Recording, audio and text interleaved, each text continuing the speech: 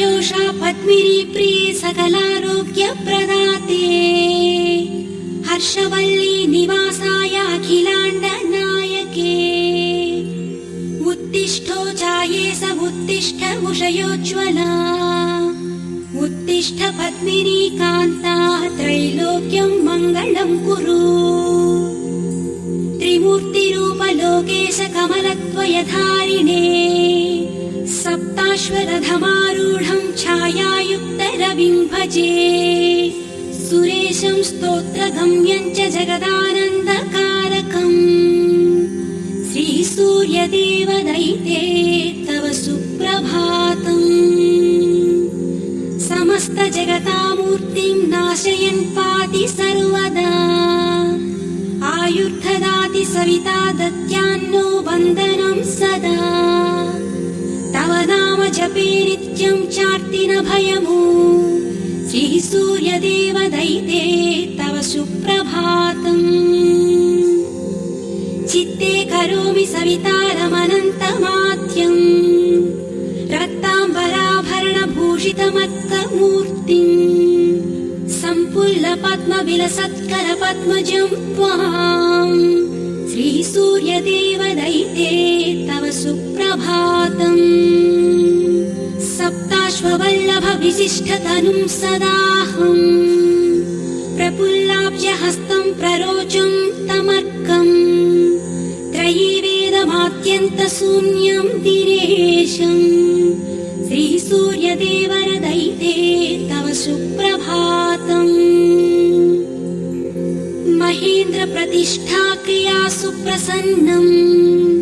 तमादित्यमारोग्यदातारमीडे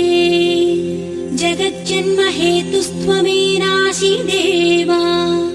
श्रीसूर्यदेवरविभो तव सुप्रभातम् त्वया पाल्यते हेष्यलोको महात्मन् तथा कालरूपे लयं याति विश्वम् चैत्योमणि त्वां सदा भावयामः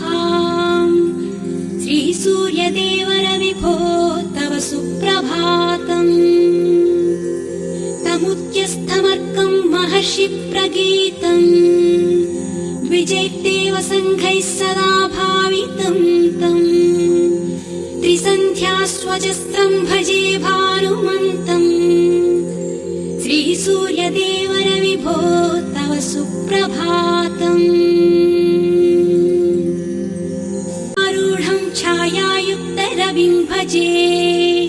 सुरेशं स्तोत्रगम्यं च जगदानन्दकारकम् श्रीसूर्यदेवदैते तव सुप्रभातम् समस्तजगतामूर्तिं नाशयन् पाति सर्वदा आयुर्ददाति सविता दद्यान्नो वन्दनं सदा तव नाम जपे नित्यं चार्ति न भयमु श्रीसूर्यदेवदैते तव सुप्रभातम् चित्ते करोमि सवितारमनन्तमाद्यम् रक्ताम्बराभरणभूषितमत्तमूर्तिम् सम्पुल्लपद्मविलसत्करपद्मजं त्वाम् श्रीसूर्यदेवदैते तव सुप्रभातम्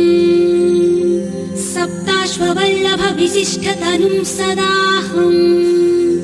प्रफुल्लाब्जहस्तं प्ररोचं तमर्कम् त्रयीवेदमाद्यन्तशून्यं दिनेशम् श्रीसूर्यदेवदैते तव सुप्रभातम् महेन्द्रप्रतिष्ठाक्रिया सुप्रसन्नम् तमादित्यमारोग्यदातारमीडे जगज्जन्महेतुस्त्वमेनासि देवा श्रीसूर्यदेवरविभो तव सुप्रभातम् त्वया पाल्यते हेष्यलोको महात्मन् तथा कालरूपे लयं याति विश्वम् चैत्योमणि त्वां सदा भावयामः श्रीसूर्यदेवरविभो तव सुप्रभातम् तमुद्यस्थमर्कं स्तुत्यस्थमर्कम् महर्षि प्रगीतम् विजैते